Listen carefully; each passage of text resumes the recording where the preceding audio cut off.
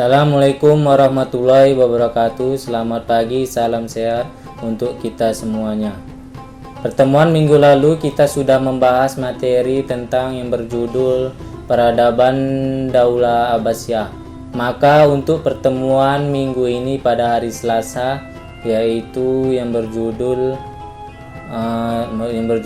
Peradaban Daulah Utsmani. Maka sebelum kita membahas materi, kita membaca basmalah. Bismillahirrahmanirrahim. Demikian anak-anak bapak semuanya, mari anak bapak semuanya simakkan video bapak pada selanjutnya ini ya. Baiklah anak bapak semuanya, kita akan membahas sejarah lahirnya Daulah Utsmani. Daulah Utsmani berasal dari salah satu suku di Turki Barat, yaitu suku Kayi. Ada beberapa tokoh besar yang sangat berjasa atau lahirnya Daulah Utsmani, diantaranya Sulaiman Shah, Ertugrul, dan Dandan. Ketika terjadi pertempuran antara pasukan Sultan Alauddin I dari Bani Saljuk dengan kekuasaan Biyazidum Romawi Timur, maka Ertugrul dan para pengikutnya membantu pasukan Alauddin I hingga mencapai kemenangan. Pada tahun 1288 Ertugrul meninggal dunia. Selanjutnya Utsman menyatakan diri sebagai Padishah Al-Utsmaniyah atau Raja Keluarga Utsman yang juga mendapat dukungan penuh dari rakyat. Selanjutnya strategi dan kebijakan pemerintahan Daulah Utsmani.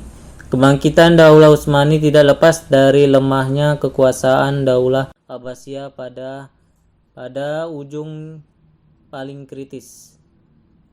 Lahirnya pemimpin-pemimpin yang hebat menjadikan Daulah Utsmani sebagai penguasa dunia yang kembali mengangkat kejayaan Islam dan peradabannya. Di antaranya yang pertama Utsman pada tahun 899 sampai 726 Hijriah atau 1299 sampai 1326 Masehi. Strategi dan kebijakan pemerintahannya, yang pertama membangun tentara yang berjuang tanpa pamrih. Semua atas dasar karena Allah Subhanahu wa taala. Yang kedua Orkan pada tahun 726 sampai 761 Hijriah atau 1326 sampai 1360 Masehi. Strategi dan kebijakan pemerintahannya, yang pertama mendirikan jabatan Sadir al-Azam atau Perdana Menteri. Yang kedua membentuk tentara dengan sistem yang sangat rapi dan teratur. Yang ketiga membuat bendera pada saat itu berwarna merah dengan bulan sabit di tengahnya. Yang ketiga Murad I pada tahun 761 sampai 791 Hijriah atau 1360 sampai 1388 Masehi. Strategi dan kebijakan pemerintahannya, yang pertama meluaskan wilayahnya di Asia Kecil dan Eropa. Yang kedua menaklukkan Adrianople. Yang ketiga menaklukkan Macedonia, Sofia dan ibu kota Bulgaria. Yang keempat Bayazid I pada tahun 791 sampai 805 Hijriah atau 1389 sampai 1402 Masehi. Strategi dan kebijakan pemerintahannya memperhatikan masalah-masalah kemiliteran. Yang kedua mengarahkan perluasan wilayah ke negara-negara Kristen. Kemajuan peradaban Islam pada masa Daulah Utsmani. Kebangkitan Daulah Utsmani diperkasai oleh Muhammad I. Muhammad I berhasil mempersatukan seluruh keluarga dan saudara-saudaranya. Akhirnya Daulah Utsmani bangkit dan berjaya.